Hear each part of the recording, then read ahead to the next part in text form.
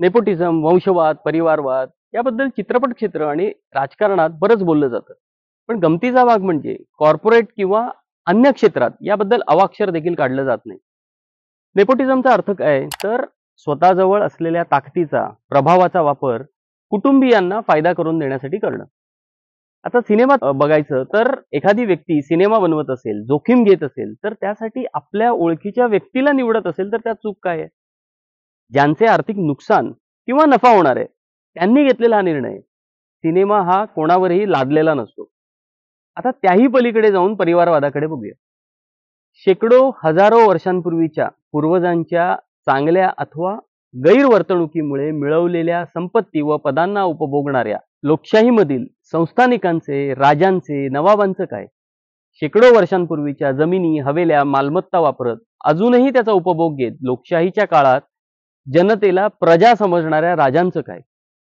आपला मूळ विषय राजकारणाबद्दल आहे आणि वंशवादाबद्दल सर्वाधिक बोंबाबोंब कोण करतं? तर भाजप. पक्षांतर्गत लोकशाही असावी ही झाली आदर्श पद्धती, पण त्याचा निकष फक्त घराण्यातले पक्षप्रमुख एवढाच असू शकत नाही. मग एखाद्या संस्थेच्या, व्यक्तीच्या मर्जीनेच निवड होत असेल तर? एखाद्या खास जातीच्या, धर्माच्या व्यक्तींनाच प्राधान्य मिळत असेल तर? आणि फक्त पक्षप्रमुख याच पदासाठी हा निकष का? इतर सत्तापदं, उदाहरणार्थ नगरसेवक, आमदार, खासदार, जिल्हा परिषद सदस्य किंवा इतर पदांच्या बाबतीत हा निकष का नसतो? आणि जर घराणेशाहीतून येऊन देखील सक्षम असेल व निवडणूक पद्धतीने पदावर नियुक्ती होत असेल तर? शिवाय हे पक्षांतर्गत निर्णय पक्षाबाहेर जनतेवर लादले जात आहेत का, की त्यांना निवडणुकीत नाकारण्याचं स्वातंत्र्य आहे? तर भाजपबद्दल बोलू. घराणेशाहीला प्रचंड विरोध करणाऱ्या पक्षाचे उपमुख्यमंत्री देवेंद्र फडणवीस यांना घराणेशाहीचा फायदा झालेला आहे की नाही? बरं, परिवारवाद संपवायचा आहे म्हणणाऱ्या पक्षाने महाराष्ट्रात तिकीटं कोणाला दिली आहेत? उत्तम उदाहरण म्हणजे पोलीस स्टेशनमध्ये गोळीबार करणारे आमदार गणपत गायकवाड यांच्या पत्नीला तिकीट दिलंय.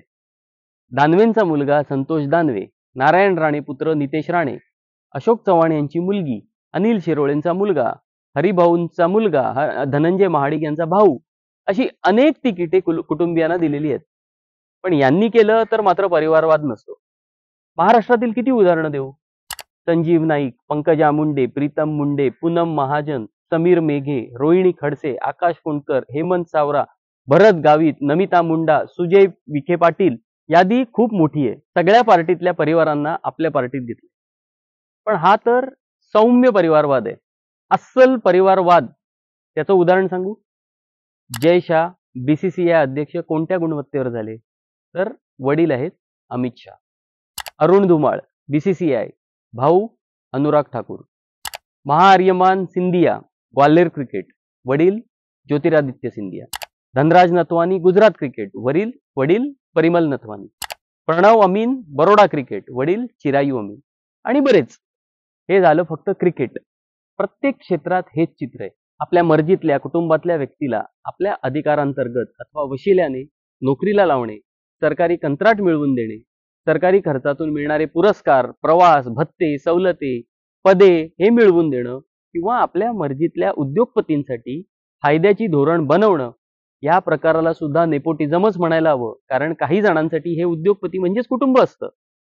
या नेपोटिझमचे सर्वात मोठे फ्लॅग बेरर कोण आहेत हे तुम्ही स्वतः डोळे उघडून बघा.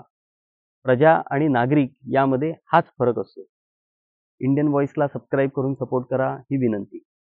धन्यवाद.